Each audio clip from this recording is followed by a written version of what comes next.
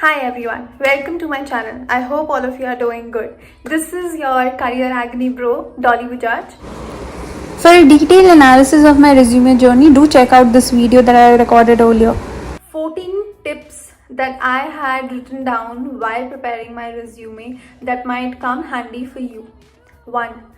Your resume should be of one page only.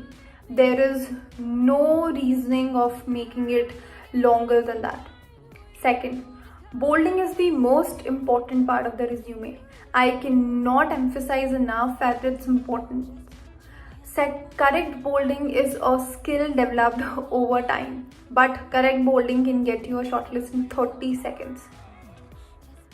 Third, recency. I have learned over time that the most recent experience goes at the top. Since I was in B school, education came at the top for me in the resume, followed by work experience and then extracurricular activity. Now, under each one of them, I followed the same sorting system. But you can decide how you want to do it on the basis of importance, recency, or what you want to show in your resume. Fourth, categorization of section. Now, generally, we allocate equal space to each of the three sections, but it also depends on what you want to show as the most important part. I had the most space to allocate it to the work experience section since I had around 5 years of experience and I wanted to talk about items in it the most. Now, while having said that, do not clutter the resume. Keep balanced white spaces depending on the importance of the section, and just do not think of putting as many content there as possible because it makes it very difficult for the reader to read. The fifth, bullets are important. Write everything in bullet, and every point should be only in one line. Writing more than one line is just wasted of space and of language, so make your bullet crisp and impactful.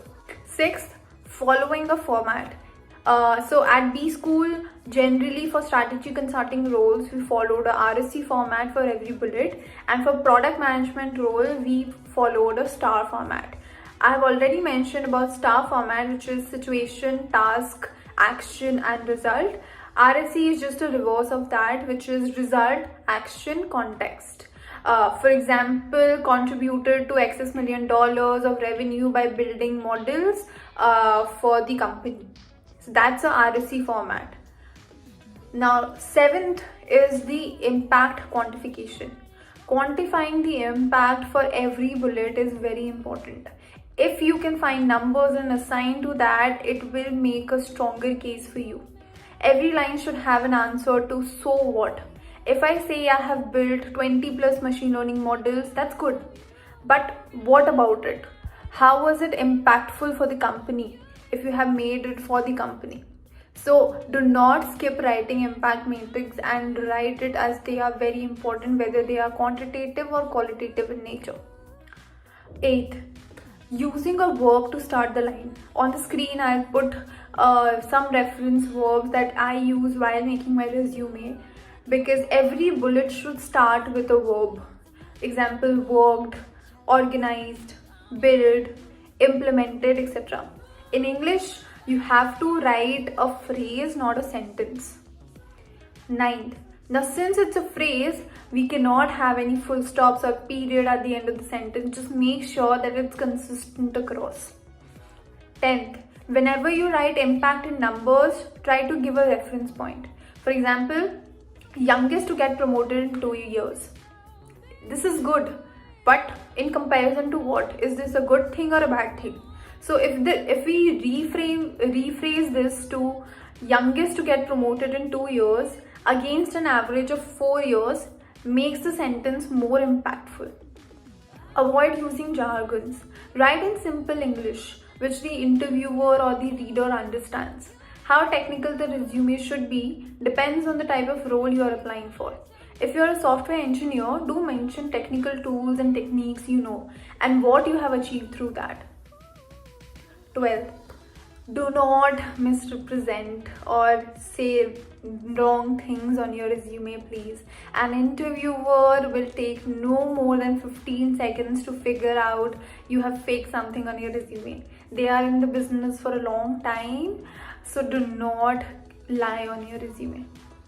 13th, make sure that the sanity checks are done. There are no grammatical formatting or framing errors. These are just no. Last, the 14th, make sure you know every bit of your resume. I cannot emphasize enough how many times an applicant fail at a job interview because they can't explain the things written on their resume. So be cognizant of what you write on your resume. All the best. I hope my experience helps you in some way. This was just based on my experience and what I have done in the past. Yours might be very different than mine, so let me know in the comment section below of what are the tips or things that you have learned in your journey which would be helpful for others. Till then, have fun, keep smiling. Bye.